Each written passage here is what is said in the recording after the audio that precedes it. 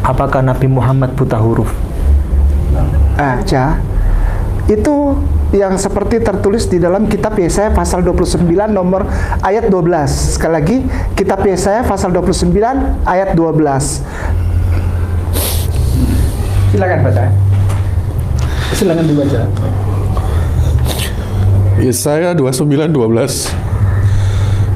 Dan apabila kitab itu diberikan kepada seorang yang tidak dapat membaca dengan mengatakan, baiklah, baca ini, maka ia akan menjawab, aku tidak dapat membaca. Ma'ana qari. Ya, itu nubuat ya sama salah. Iya. Iya. Saya jadi ingat ketika Jibril datang. Ya. Nah, ini jawaban Rasulullah Muhammad SAW. Yesaya itu jaraknya 600 tahun sebelum Rasulullah lahir, yaitu tahun 571 Masehi. Allahumma sholli ala Muhammad. Gitu. Yaitu seorang Rasul dari Allah Muhammad yang membacakan lembaran-lembaran yang disucikan Al-Quran.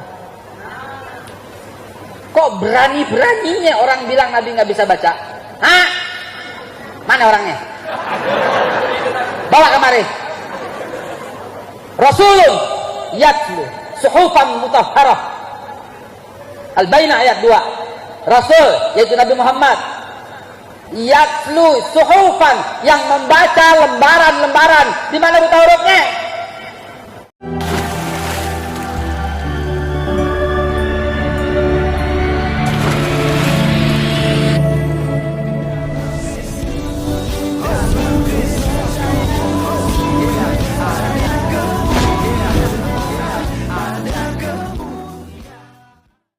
Shalom Alechem Bishem Yeshua HaMashiach. Salam sejahtera dalam nama Tuhan Yesus Kristus untuk kita semua.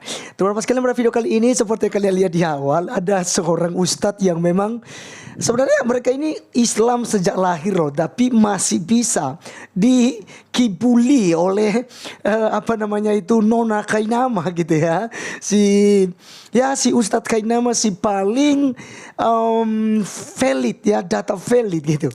Dia mencuri Yesaya 29 ayat 12, lalu itu dicocokkan kepada nabinya yang buta huruf. Catat ya, nabinya buta huruf. Kalau almarhum Buya Syakur bilang buta huruf itu identik dengan ya, buta huruf itu identik dengan ini teman-teman sekalian ya. Ya teman-teman tahu sendiri identik dengan apa ya. Kiai Haji Buya Syakur almarhum mengatakan demikian. Nah kali ini ada Babe Haikal yang teriak-teriak, siapa yang mengajarkan Nabi Muhammad itu buta huruf. Nah ini Kainama. Ya, jadi ternyata mereka kontradiksi ya. Satu bilang buta huruf, satu bilang tidak buta huruf. Nah sekarang ya mari kita dengarkan apa yang disampaikan oleh Babe Haikal berikut ini. Ayat 2. Habis ya, udah ketemu? Kasih hadiah. Air ke, apa ke, yang keras ya, Bu.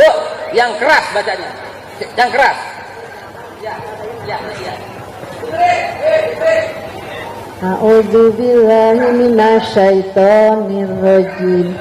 Rasulun minallahi yatlu suhufam mutahharah.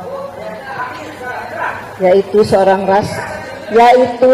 Rasul dari Allah Muhammad yang membacakan lembaran-lembaran yang disucikan Al-Quran.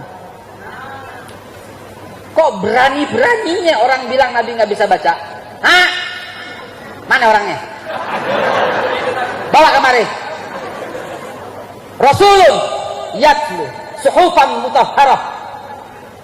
Al-Bainah ayat 2. Rasul yaitu Nabi Muhammad yatlu suhufan yang membaca lembaran-lembaran. Di mana buta hurufnya? Oke, teman-teman sekalian, dari dua ulama yang kita lihat itu Kainama ya, Agustinus Christopher, siapa ya? Agustinus Kainama begitu ya. Lalu ada Babe Haikal ya.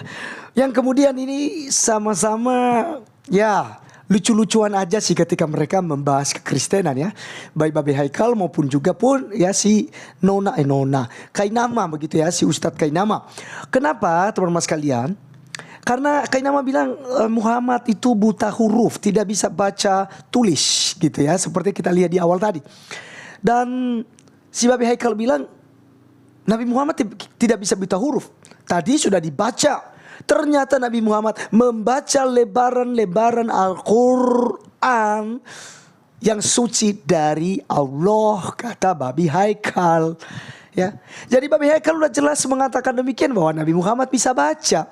Tapi Kainama bilang tidak bisa baca. Mana yang benar? Udah gitu teman-teman, begitu pedenya mencuri kitab Nabi Yesaya 29 ayat yang ke-12. Sampai ustaznya astagfirullahaladzim, aku ingat ketika Rasulullah baca itu Iqra, malaikat Jibril ya. Teman-teman sekalian, inilah liciknya Ustadz Kainama untuk membodohi para ulama yang sudah mondok, yang sudah belajar Al-Quran bertahun-tahun, tapi masih bisa dikipulin. Ya, nggak ada kaitannya teman-teman sekalian, tak ada kaitannya. Coba baca Yesaya 29 ayat 13. Kalian akan malu. Ya, karena itu ternyata jika memang itu Nabi Muhammad, maka perintah yang dilakukan Nabi Muhammad adalah perintah yang diperintahkan oleh manusia. Ibadah-ibadah umat Nabi Muhammad. Kalau ayat 12 yang untuk Nabi Muhammad, itu ya, mereka adalah pemberontak terhadap Tuhan. Mereka beribadah, tapi perintah yang mereka lakukan adalah perintah manusia. Itu ayat 13-nya. Berani tidak Anda kutip itu? Berani tidak Anda ambil itu untuk Nabi Anda? Jangan Anda curi ayat 12-nya, Anda buang 13 dan 11-nya. Oke, teman-teman sekalian, saya sudah pernah tanggapin hal ini, maka saya kali ini tidak akan jawab itu.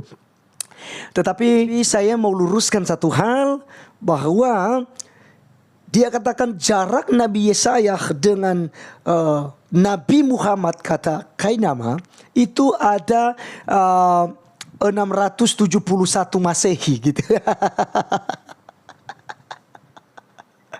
Aduh Tuhanku, betapa bodohnya gitu ya.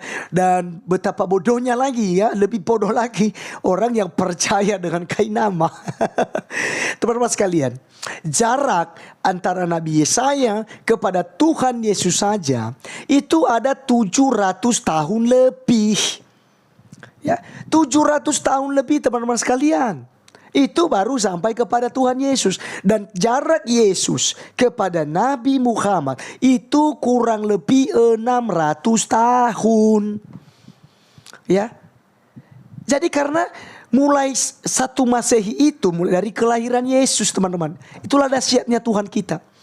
Ya, kalender itu yang kita ikuti saat ini, kalender Gregorian ya, atau kalender Masehi ya gitu ya. Itu dimulai dari kelahiran Tuhan Yesus Kristus.